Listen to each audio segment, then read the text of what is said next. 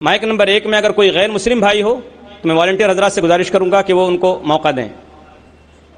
Dilip Kalantri, I am a businessman مین۔ میرے کافی مسلم فرینڈس تھے، وہ اکثر کہتے تھے مجھے کہ اسلام میں بیعت سے دھندا مطلب پیسہ لے کے دھندا کرنا غلط ہے۔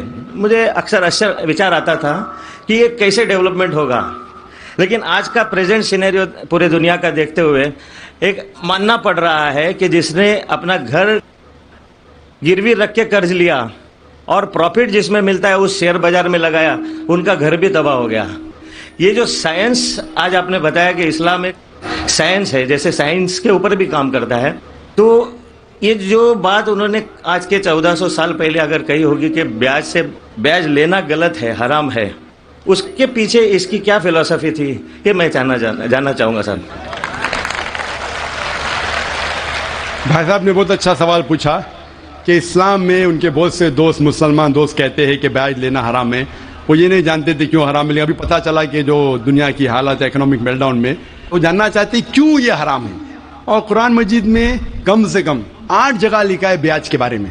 تو بیاج لفظ ہے عربی میں ربا، سورہ نساء میں، سورہ عمران میں، اور کہا گیا ہے سورہ بقرہ میں سورہ نمبر 2 آیت نمبر 278 اور 279 میں کہ آپ بیاج سے دور ہو، اور جو کوئی بیاج سے دور نہیں ہوگا اللہ اور اللہ کے رسول ان پر اعلان جنگ کریں گے۔ بیاج اتنی بری بات ہے، گناہ کبیرہ ہے، اور گناہ کبیرہ میں امام الذہبی نے اسے 11ویں نمبر پہ رکھا، 70 گناہ کبیرہ میں 11ویں نمبر پہ رکھا۔ بھائی صاحب پوچھے کیوں برا ہے؟ کیونکہ بیاج سے امیر آدمی اور امیر ہوتا ہے، غریب آدمی اور غریب بنتا ہے۔ امیر آدمی اور امیر ہوتا ہے، غریب آدمی اور غریب بنتا ہے۔ عام طور پہ آپ جب لون دینے جائیں گے تو غریب آدمی کو لون کا ملتا ہے، تو امیر آدمی بتائے گا میرے پاس یہ، میرے پاس وہ ہے، تو اس کو لون ملتا ہے۔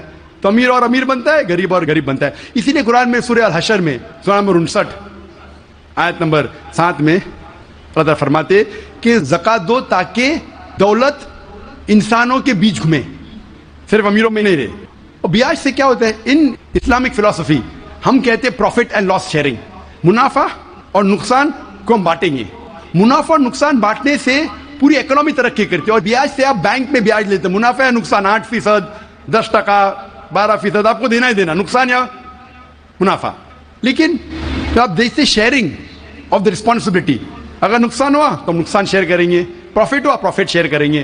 بیاج میں کیا ہوتا ہے؟ مثال کے طور پہ بینک میں، میں ایک لمبی تقریر دے چکا ہوں اس پہ، ابھی وقت نہیں ہے، صرف یہ بولوں گا کہ بیاج میں کیا ہوتا ہے۔ مثال کے طور پہ بینک اے کے پاس سپوز 100 روپیہ ہے، وہ بینک بی کو 10 روپیہ رکھ کے 90 روپیہ دیتی ہے بینک بی کو۔ بینک بی اس میں سے 9 روپیہ رکھتا ہے، باقی کا 90% دیتا ہے بینک سی کو۔ بینک سی 10% رکھتی، 90% دیتی ڈی کو، ڈی دیتا ہے ای کو۔ تو لوگ کہتے ہیں مارکیٹ میں ہزاروں روپیے ہے کتنے؟ 100 روپیہ۔ تو آج کی تحقیق کہتی ہے مارکیٹ میں فلوٹ ہو رہا ہے $6 ٹریلین، ہے تو کچھ نہیں، بہت کم فلوٹ ہو رہا ہے $6 ٹریلین۔ ایک جن بیٹھتا ہے سب لوگ بیٹھنے شروع ہوتے۔ لیمین بردرز، کون سوچ سکتا تھا کہ لیمین بردر نمبر 1 بیٹھ جائے گا، اس کے بعد سٹی گروپ، ایک بیٹا سب بیٹھتے گئے پوری دنیا میں ایک کے بعد ایک۔ تو کیونکہ it doesn't improve the society. Islamic بے کے اندر جانچ پڑتال ہوتی، کس کو لون دینا کس کو نہیں دینا، پروفٹ اینڈ لاس شیئرنگ ہے۔ سن 1980 میں بینک فنڈ کرتی تھی گیملنگ ڈین کو، شراب کھانے کو، کامن ہو گیا۔ اس کے بارے میں اگر تقریر میری سنیں گے، interest free economy promulgated by the قرآن، ربا کس طریقے سے حرام ہے، اس کے اوپر تقریر میں نے کی ہے، اگر وہ سنیں گے اس میں اور ڈیٹیل میں تذکرہ کراؤں کیوں انٹرسٹ حرام ہے۔ لیکن ان شارٹ واپس سے آج جاپان، امریکہ سینڈنگ ایمبیسریز اسلامک بینک کے بارے میں جاننے کے لیے۔